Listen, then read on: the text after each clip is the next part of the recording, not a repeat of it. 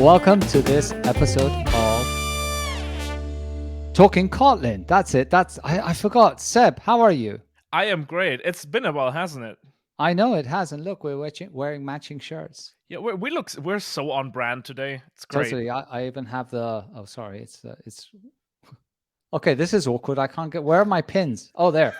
I have the Ktor and the mascot pin. Wow, those look great. If you're tuning in by audio and you do want to see those kind of pins, make sure you tune in on YouTube. By the way, I also have one of them here. Like at least the Kotlin Conf limited edition mascot pin. But I'm not wearing it on my sleeve right now. Yes, and please do make sure to tune in on YouTube because Seb was just saying to me before we started the show that essentially all I am on this show is a pretty face. And if you're not on YouTube, you can't even see my pretty face. So there you go. I have to contribute something to this. And talking about contributions, here's a segue. We were at DroidCon last week, weren't we? Oh, that's right. It was a great time. It was really exciting. It's like I felt so immersed in Android development or should I say Kotlin multi-platform development. Yes. So many things. But we received some very important feedback over there, which did not mirror the YouTube comments, which is that, oh man, people really like the weather segment on this show. Mm-hmm. And so despite our hesitance to bring it back and the hate on YouTube, I especially love the comments of, you just wasted the first 3 minutes of my life by, talking about the weather. Can you just talk about the Kotlin? Well, no, you know what? From now, we're going to talk about the weather, whether you like it or not. You can fast forward, do whatever the hell you want. You want a show just about Kotlin, listen to any other show. This is Kotlin and the weather. Right, Seb? Is there another one? Yeah, I assume so. I guess that's if we ever choose to rebrand, I think it's, yeah. Yeah. Anyway, talk. How is the weather? For me, wonderfully sunny right now. It's a lot nicer than it was just a couple of days ago. Because we were peaking out here in Munich, 34 degrees, like completely blue skies. Yeah, and at that point you start kind of melting a little bit. How about yourself? I'm good. I'm at 34. I have a little Bluetooth reader here, which with my thermometer outside, it is 34.75 degrees Celsius and 84.5 degrees humidity. I'm brilliant. Like I could just step outside into the spa. I have this open air spa that I could just step into. It's fantastic. Wow. And, so yeah. Awesome. But it's all fine. This is fine, as they say, right? Exactly. Like the whole world is burning, but we are fine. And talking about more important things in the world burning, who are our guests on the show today? I'm not sure. You're gonna have to explain that segue in just a little bit. But today we're talking to Johannes and partner from Instabee. Johannes is one of the lead Android developers there, and partner is also an Android developer on the team. Hi, and welcome to the show, folks. Hello. Thank you. Nice to be here. Great to be here. All right, so in the interest of really, getting that weather segment back on its track, where are you folks located? Stockholm. All right. Yeah. And it's a bit cloudy here today, which is usual. Okay. Yeah, we've talked about this very briefly before the show. I'm always very jealous of people living in places that are so close to the water. It's just such a nice air, and Stockholm has absolutely beautiful scenery. Remind me to tell you later about this thing called the swimming pool, but okay. You can get those in Germany. I've seen them. I've seen one in the office. I'm sure there's regulations against them somehow. Yes. Who knows? Probably need to have a swimming pool license or something like that. All right, cool. Well, so Johannes, partner, you folks work at Instabee. Do you want to give us just a little overview of what it is that you folks do? Yeah, sure. So Instabee is a last mile delivery technology company. We focus a lot on the technology part. So we spend a lot of time on using software to solve last mile delivery problem in a very efficient and nice way for the customers. So it's very convenient for the customers. It's also very convenient for the merchants. And since we can also be very efficient, it's also very nice for the environment because we don't waste a lot of resources. So it's a win-win-win situation. All right, so last mile delivery means the folks that actually drop off the packages at like the doorstep. Is that right? Yeah, home deliveries and smart lockers. Okay. All right. So locker Gotcha. deliveries. Yeah.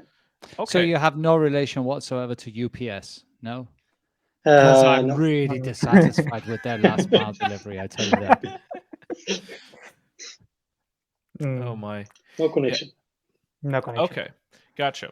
So I think I'm really, really glad that we have you on the show today, because how I got introduced to your company and what you folks do was a little bit of an odd story for me.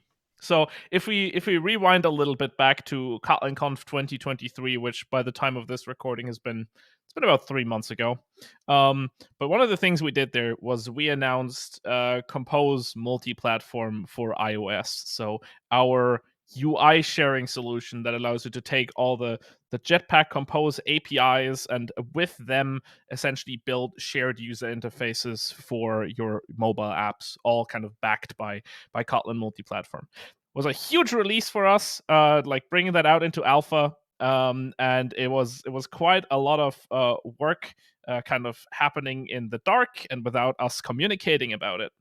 So I went up on stage for the presentation, and while I was like setting up my PowerPoint presentation, a colleague of mine comes up, and she says to me, "So some folks just came up to us and they said they were using Compose Multiplatform on iOS already in production.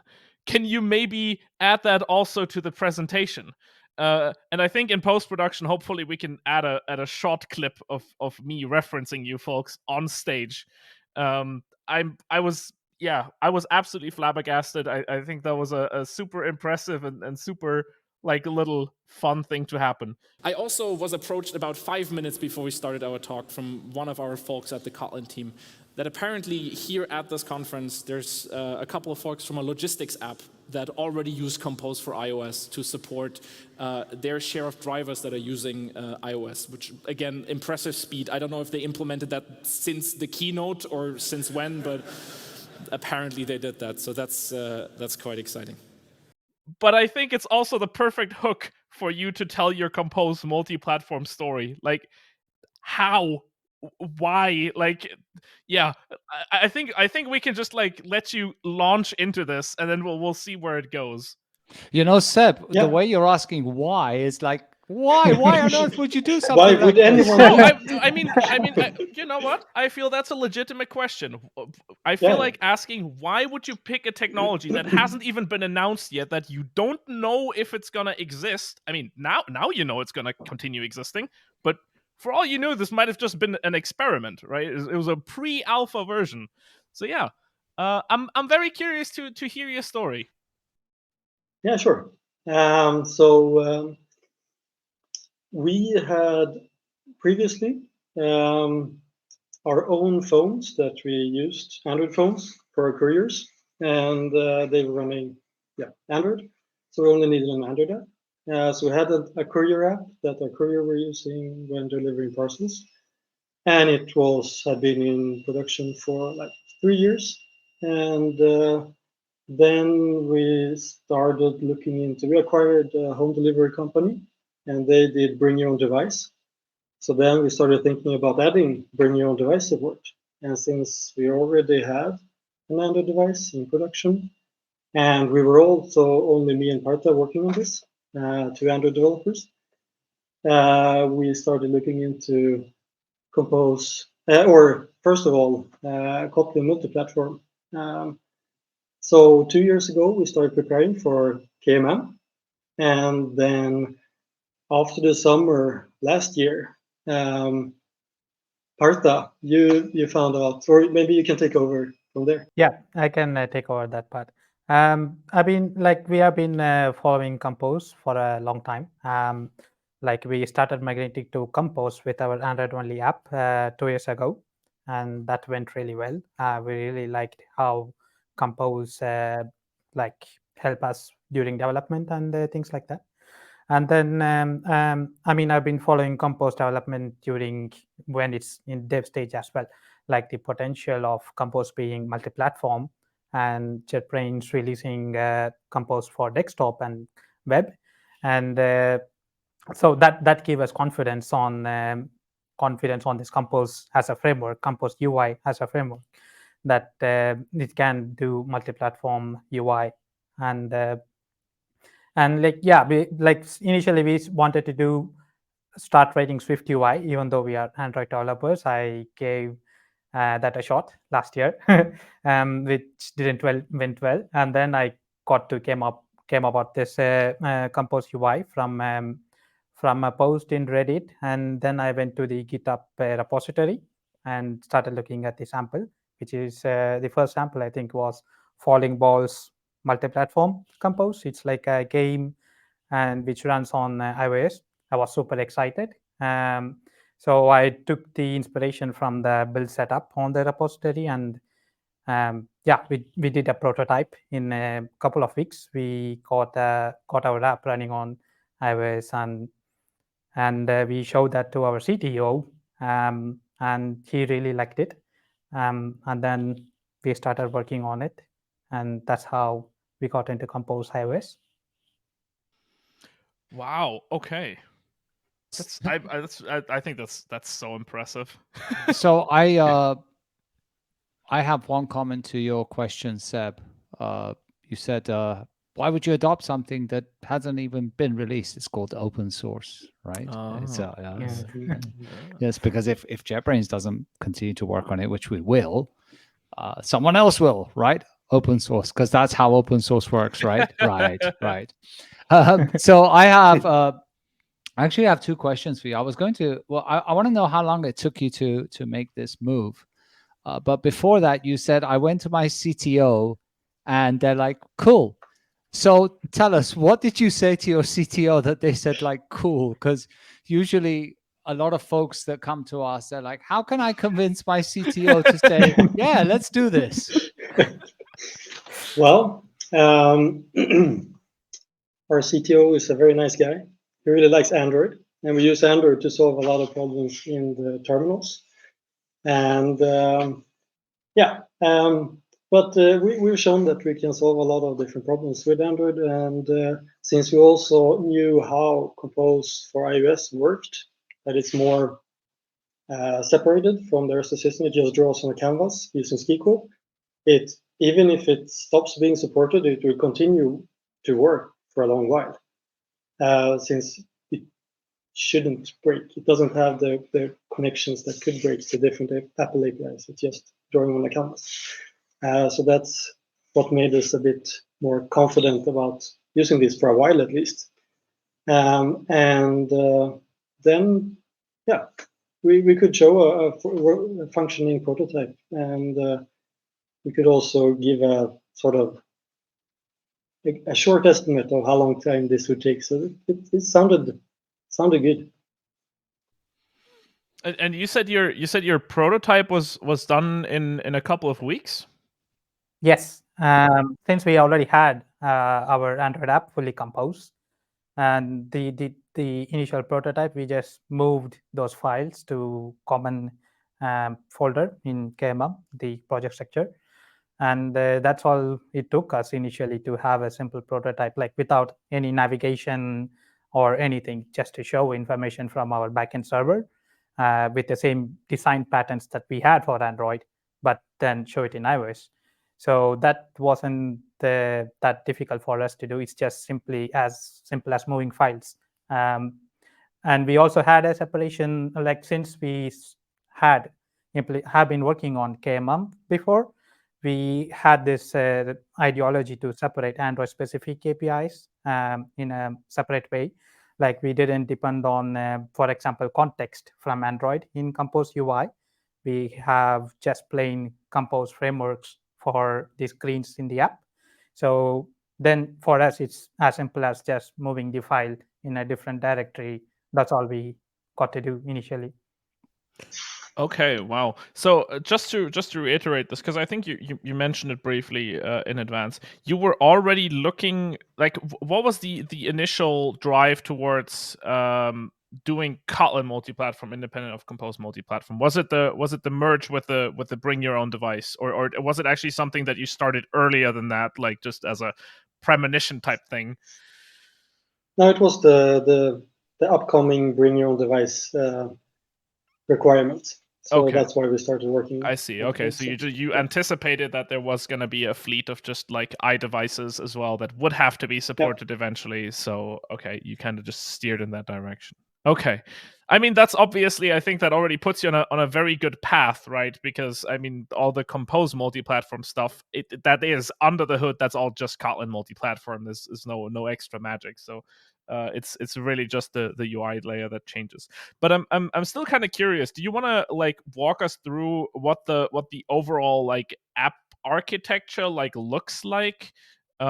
Maybe I don't know. Maybe you can explain to us like just a little bit of the functionality that's in the app, and then how that like flows through whatever you have. Your I assume maybe your view models, or then like your platform specific or common implementations. How does that look like?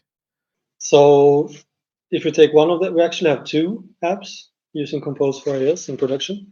But if you take the most common one, the biggest one, that's the courier app that the couriers use to deliver parcels. It's quite a feature-rich app. It's around 40 screens, I think.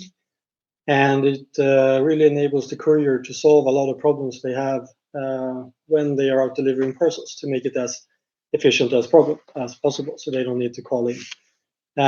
So you can, when you deliver parcels to a locker, for example, you see all the list of parcels that needs to be delivered and to be picked up from there. And you can also, if something is missing or something, you can mark it directly in the app there. You can also scan parcels. We're using the camera with the ML kit for barcode analyzer. And what else are we using? We're using location tracking. We're using a lot of different Wi-Fi, a lot of native APIs, which is also very nice to work with KML. That you just need to create a platform-specific implementation, then you have a common way of calling them.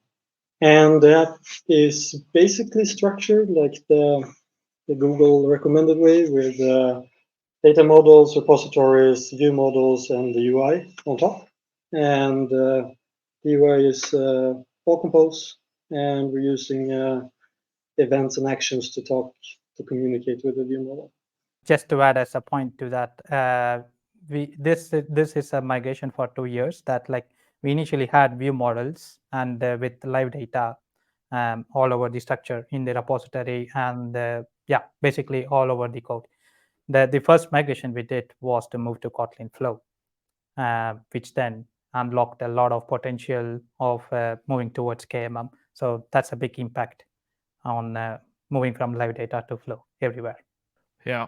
And we also moved to Ktor for the client. Oh, look at that. Yeah. I'm sure Hadi's not smiling for all of those. Well, because I mean, okay, fine, you use Ktor client. I want some Ktor server as well. You know, like I was expecting a why question though. like, no, but why?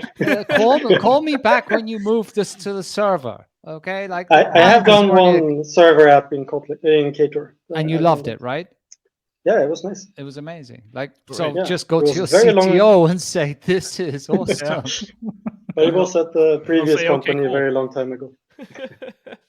I mean, don't forget, jokes aside, like the whole purpose of Kotlin multi-platform isn't just to do Android and iOS apps, right? It's to be like kind of full stack all the way. So if you bring in the server and you do something like Ktor or Spring or whatever you want to use, as long as it's Ktor, you still have this common code that you could actually share between the back end and the front end. So I just have one small follow-up question, because you mentioned that you actually rely quite heavily on the device-specific APIs, things like the Wi-Fi, ML kit, camera integrations. Did you and like just walk us through how you like access those? Is that all done through just pure Kotlin, or is that like a mixture between the native languages and then you interop? Like how did you structure this part? Yeah, I can take that one. That's basically what I did for last couple of years, working on KMM mostly.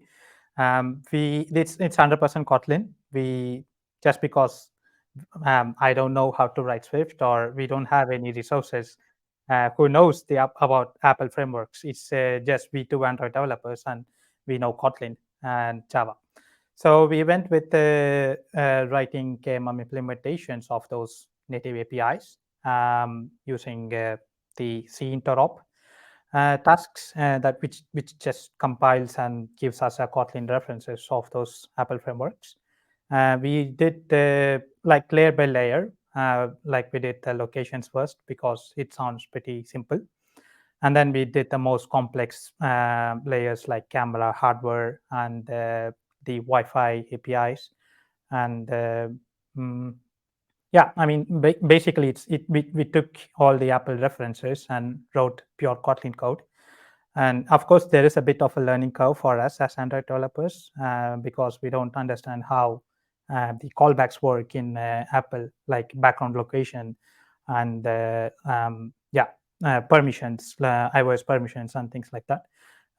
With that, we took some time on that part, but yeah, mostly it just worked out.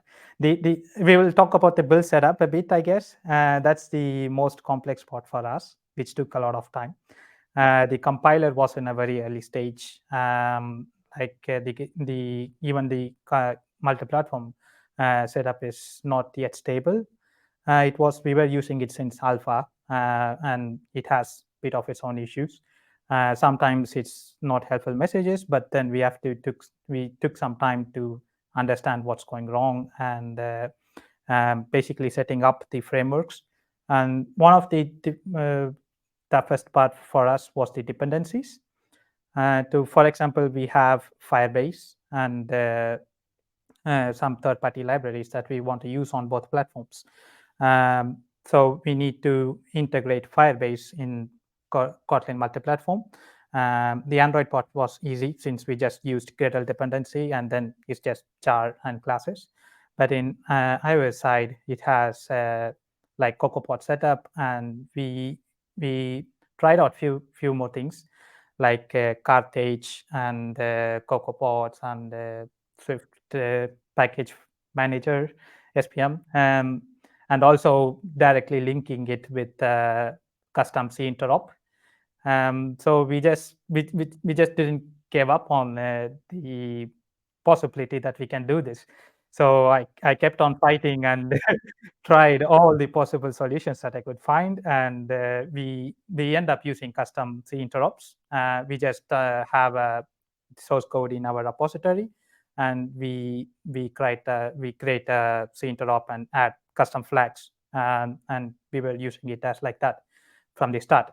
But yeah, as a good news, we removed all of those things. Now it's plain CocoaPods after Kotlin 1.8.21, which added support for just linking the library instead of creating C interrupts automatically.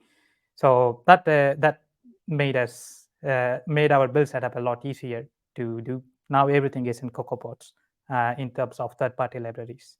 So I want to clarify something also for folks that may not be entirely clear on how this works. Did you end up wrapping Firebase on both platforms? Could you kind of explain a little bit more how you did this and where the C interop came in? I think this is also it's quite interesting because if that is the case, it's a little bit of a different approach than just going out on GitHub and being like, hey, is there a common library like by the first party vendor, or is there someone who's re-implemented this in common Kotlin? Yeah, so I'm very curious about this answer as well. Yeah, sure. Of course, that's what everyone wants to do. Like go to GitHub and search if there is an existing library that we want to use, open source. Yeah, of course, we found a open source Firebase library from organization called GitLive, if I remember correctly. They had a setup, but unfortunately, it didn't work at the stage when we were integrating it. Like these interop builds were failing for some reason. Then I took some time to understand what's going wrong. Of course, like the library is also a wrapper of Firebase. It's just an abstraction class, and then have Android implementations in Android and the C# in not C#. Is C++, it C. C++? Objective-C? Objective-C. Some other language that we don't care about. I recently Objective-C, heard that. right. I recently heard that Objective C++ is also a thing. By the way, just to add it to the mix, you'll always be confused. Yeah. Well, one that's of very those three subjective of languages. you. Oh God.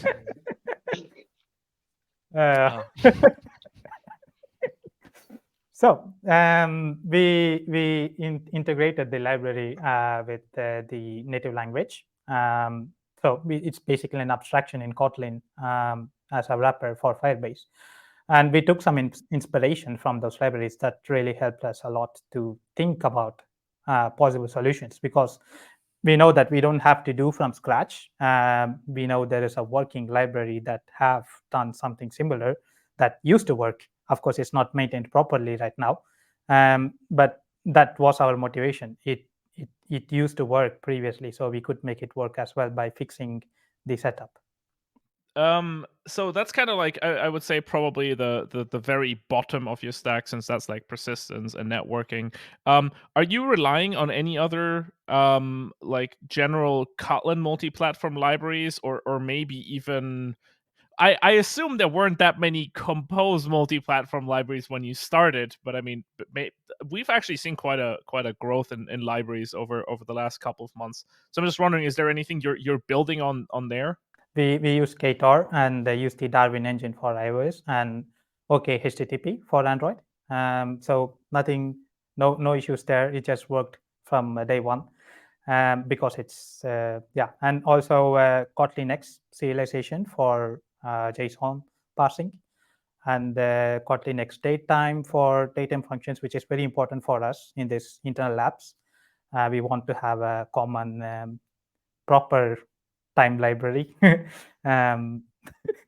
We used to have the Java datetime before, and since like it's a bit restrictive on Android part, I would say, like the latest Java time APIs, we can't use it in Android because of Java version limitations. And then we were using a library 13.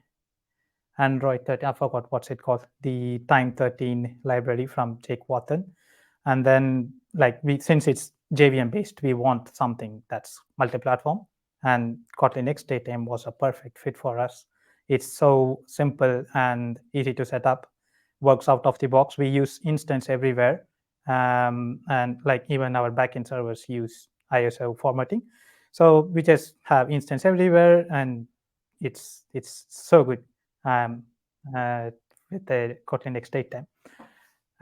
So those are from official libraries from Kotlin, which helped us a lot to get started with this basic but important setup in our architecture.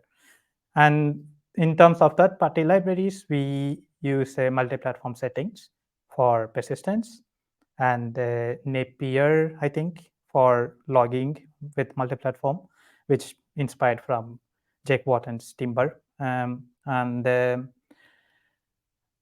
yeah, like MLKit for barcode scanning, and then Apple's inbuilt ML barcode scanning API, whatever that is called. It's also called MLKit, I think. They both agreed on a common name, apparently. And yeah, so we like those sort of third-party libraries in KMM, of course, helped us a lot. And we have been looking into some Compose libraries as well.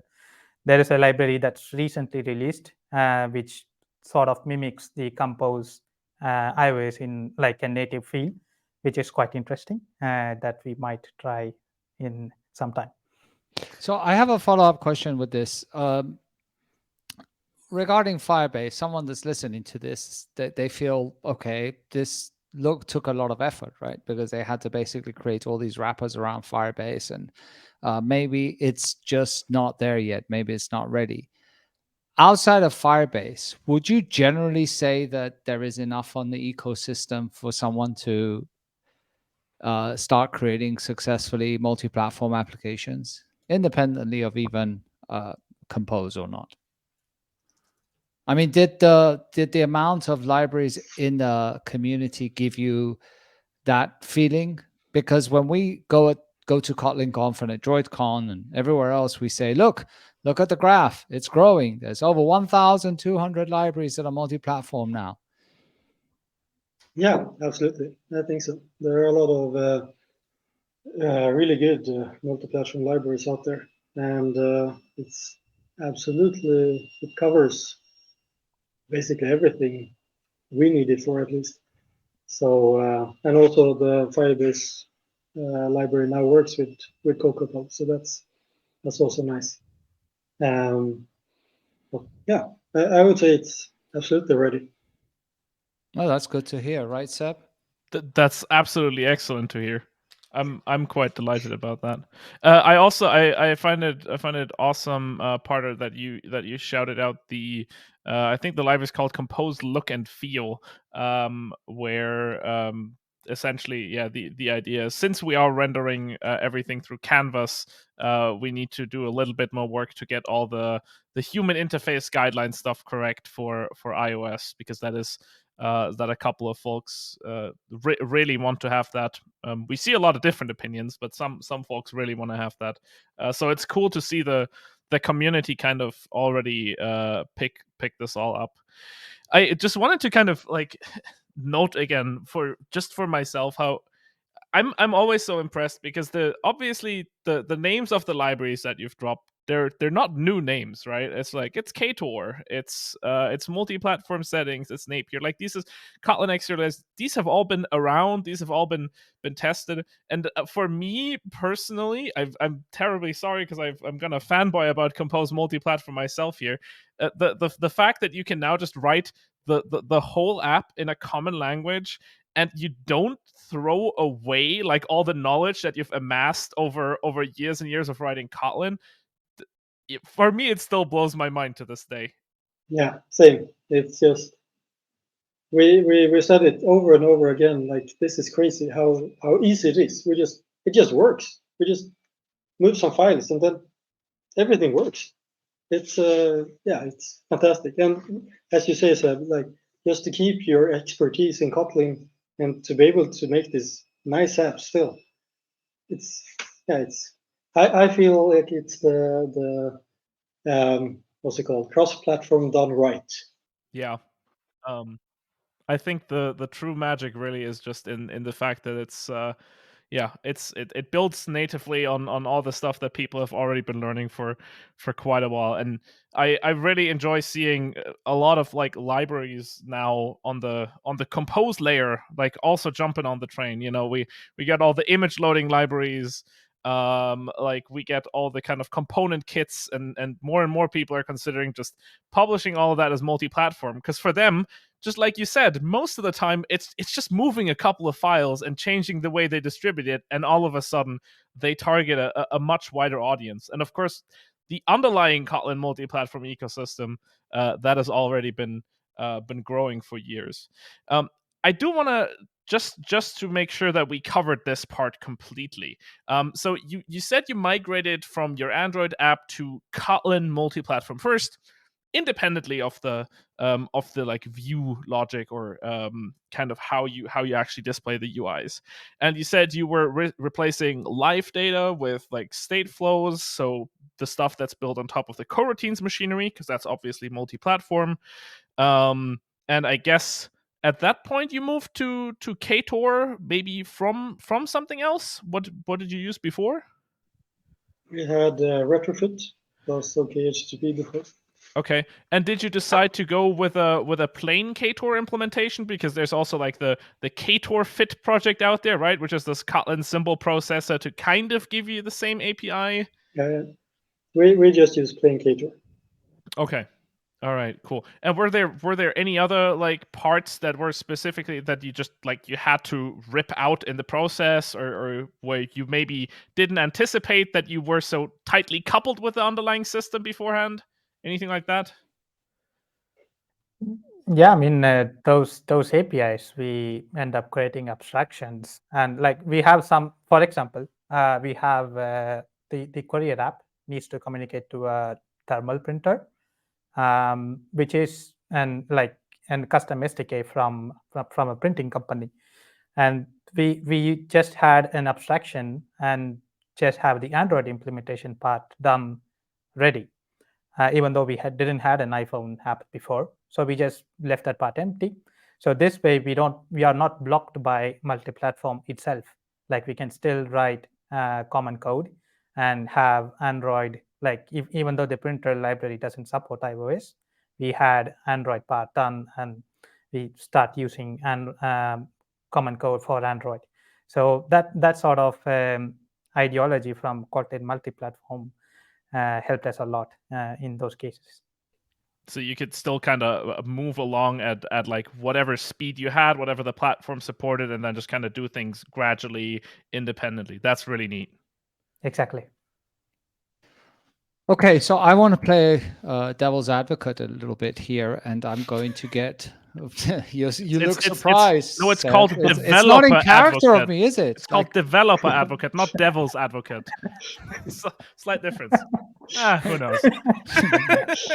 I am by no means implying that a developer is a devil. I'm just saying there's an expression that is called playing devil's advocate.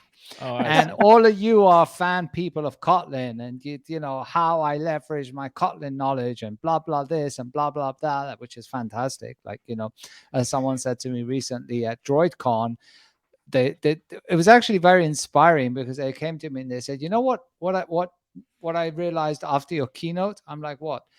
That you're an amazing speaker. No, that's true, but that wasn't what they said. They said that I realized that I'm no longer an Android engineer. I'm a Kotlin engineer, and Kotlin engineer allows me to be Android, iOS, you know, server side, with its caveats, obviously. But we know what they were saying, right? But let's look at this from an iOS perspective. Let's look at this from a developer that doesn't have experience with Kotlin. How many people are you now on the team? Just the two of you still? We have two teams working with mobile apps. We have one team for the courier app and one team for the internal terminal apps. And me and Part are in the terminal apps team.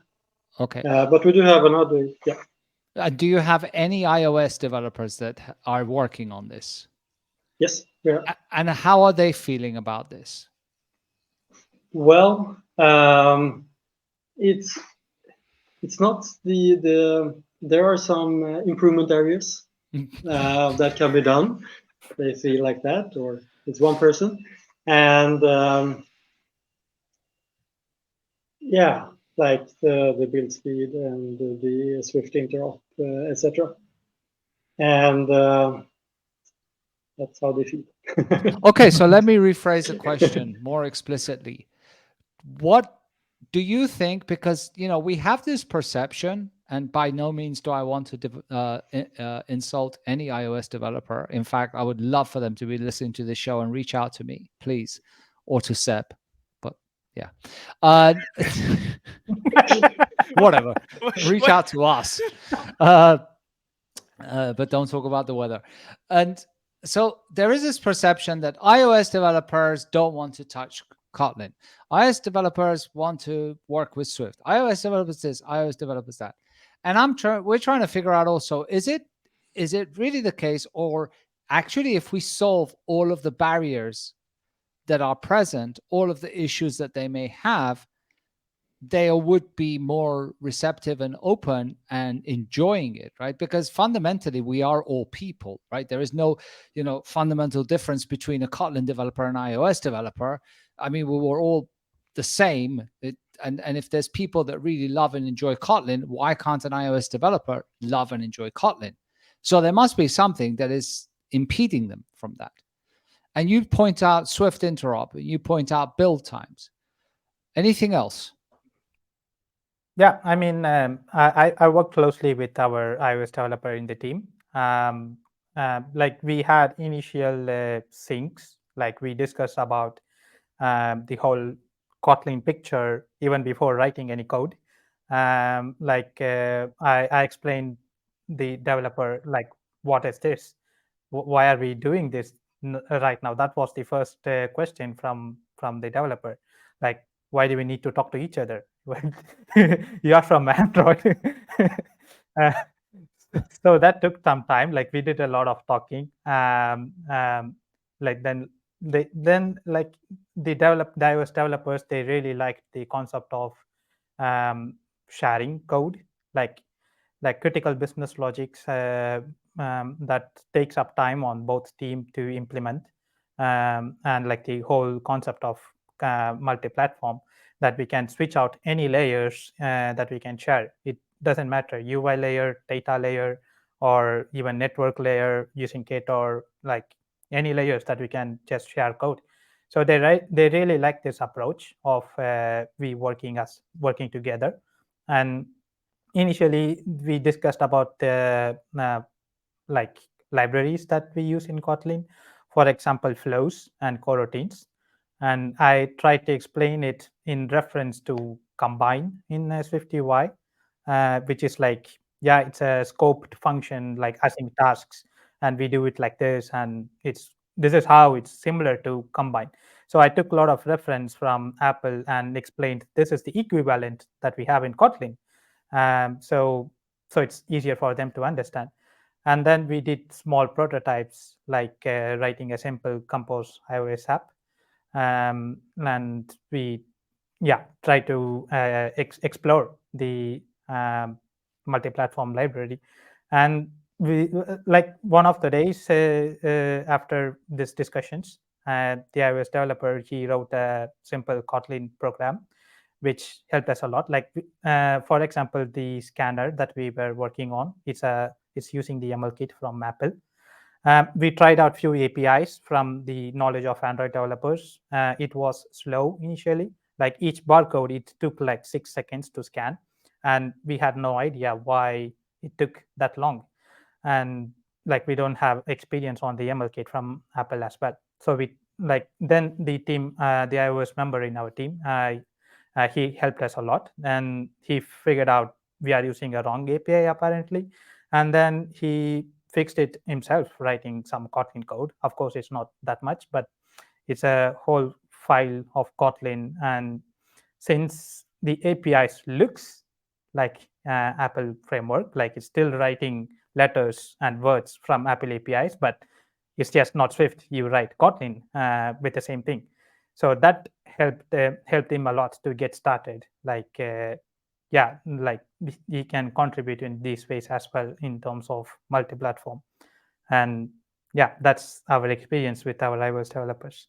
No, I liked how you said it's a whole file of Kotlin, and I like in my head the image of the, that those plugins with the file scrollers because the file is so long, you actually need like a preview thing. Like, how long is a file? How long is a piece of string? How long is a file? So, but just to be clear, so you said, and I really like this. You said essentially to get them on board, and especially work with stuff like the concurrency primitives. You went ahead and you spoke their language. You spoke the language of the iOS developer. You told them things in terms of combine. Now I'm curious. So how did you come to make these comparisons? Did you like read up on combine and then like map it back in your brain and kind of do like an explainer there, or was it more like a dialogue where the other person figures out like, oh, the thing you described, that's the same as we have in combine? Like, how did that go? I did the first thing, the first option. Like I explored the combine Apple frameworks. So like I went ahead and learned the Apple frameworks and APIs.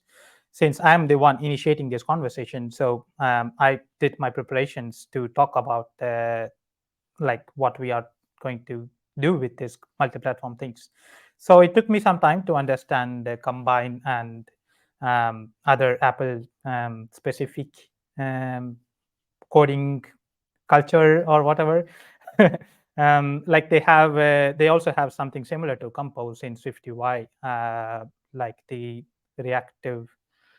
I don't know what it's called. It's like the annotations that they add in observability. It's hard word to pronounce. Like those annotations to react on changes on this variable. So I took references like that. Oh, we have something similar in Compose. It's called Compose states. You just have a variable, and whenever it updates, it re-renders the UI. So it was easy for me as well to understand the Apple part, Apple APIs, just because there is so much similarity. Like even Swift UI, the components, like if I look at the code, it looks almost the same. Like text components is just you write text and you pass a string to a text, and it's easy for me to understand what's going on there as well. I feel like this kind of crossover knowledge is like particularly valuable. I feel like if if I'm not sure if you folks run like an engineering blog or something, but I feel like that would be a really cool topic actually.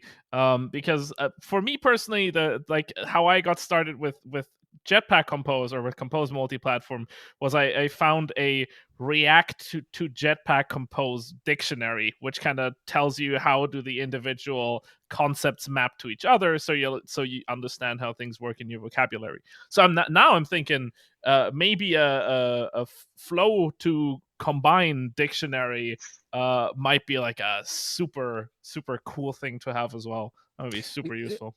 You know what I'm also thinking? That maybe we should have iOS developers on this show, because this is starting to feel like, those closing panels that are discussing women in technology, all formed by men, right? It's like maybe we should get folks on the team that actually we are talking about and have them share their opinions.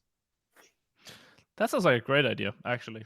We should 100%. Well, I'm hoping that as Kotlin moves further and further along the stack and gains more traction in all the multi-platform projects, that surely will all fuse together into one big happy family of developers. Yeah, plus we can entice them. Like, come on the show. We give out free rulers. And this episode is sponsored by